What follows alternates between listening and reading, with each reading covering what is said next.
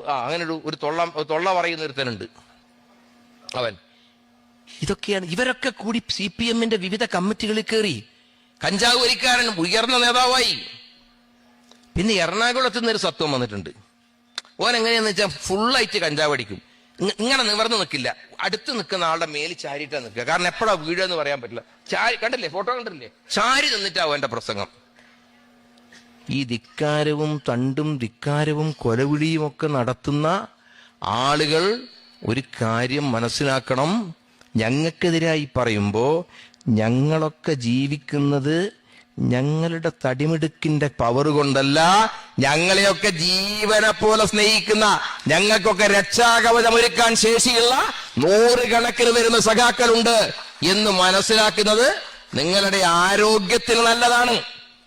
ആരോഗ്യത്തിന് നല്ലതാണ്. ആരോഗ്യം മെച്ചപ്പെടാൻ ബലാരിഷ്ടം കഴിക്കണ്ട. ഇത് മനസ്സിലാക്കിയില്ലെങ്കിലോ ബലാകുളിച്ചാതി എണ്ണട്ടിട്ട് ആഴ്ചകളോളം കിടക്കേണ്ടി വരും കേട്ടാ. ബലാകുളിച്ചാതി എണ്ണട്ടിട്ട് ആഴ്ചകളോളം നിങ്ങൾക്ക് ചികിത്സിക്കേണ്ടി വരും. ഭീഷണി ഒന്നും ഇങ്ങോട്ടെടുക്കല്ലേ.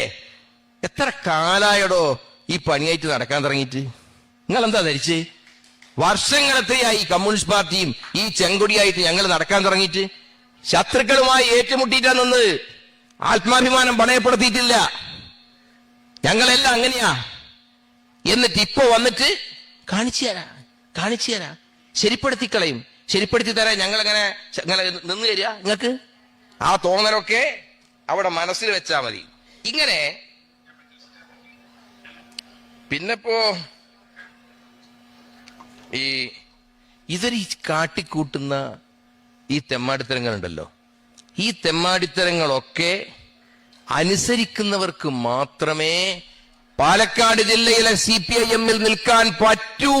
എങ്കിൽ ഞാനൊരു കാര്യം പറയുന്നു, നിങ്ങളുടെ ധിക്കാരത്തിന്റെ മുമ്പിൽ വായ പൊത്തി നിൽക്കാൻ നായ്ക്കളക്കിട്ട് മുഷിലുള്ള ഒറ്റ കമ്മ്യൂണിസ്റ്റുകാരനെ കിട്ടില്ല എന്ന വിവരം അറിയിക്കാൻ ഞാൻ ആഗ്രഹിക്കുക. നായ്ക്കളെ കിട്ടും, പുറകെ നടക്കാൻ, വാലാട്ടി നടക്കാൻ നായ്ക്കളെ കിട്ടും നിങ്ങൾക്ക്.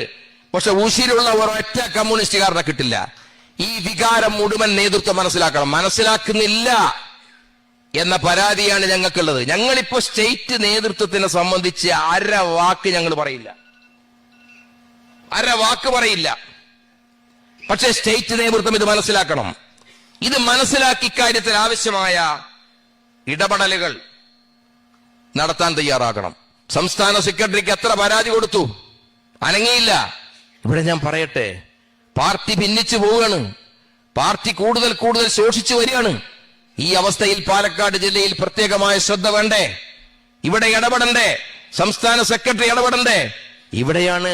ലോകത്തെവിടെയായാലും ഏത് സമയത്തും 24 വാർത്തകളും ഓഗ്മെന്റഡ് റിയാലിറ്റി പാക്കേജുകളും എക്സ്പ്ലെയിനറുകളും വിശദമായി കാണാൻ ഞങ്ങളുടെ YouTube ചാനൽ നിങ്ങൾക്ക് സബ്സ്ക്രൈബ് ചെയ്യാം.